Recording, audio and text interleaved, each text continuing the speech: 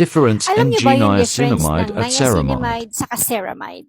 Actually, kahit ako nalilito kung ano yung difference nilang dalawa. Kailangan mo talagang i-search yan kasi ginagamit natin yan sa katawan natin, sa face natin, at dapat alam natin kung ano yung naidudulot na mabuti nun or masama na naidudulot sa skin natin.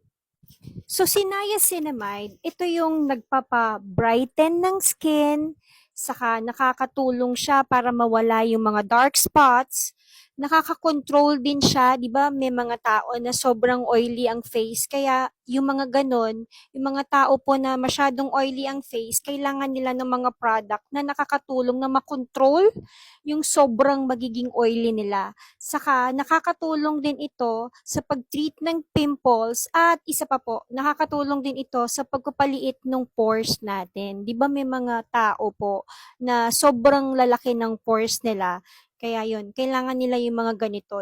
Ang kailangan nila yung niacinamide.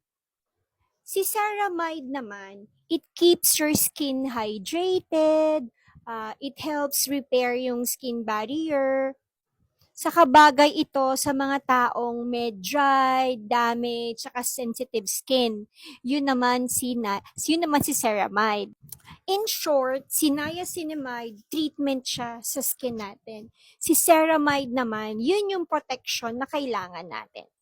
Yun lang po. Sana may natutunan kayo.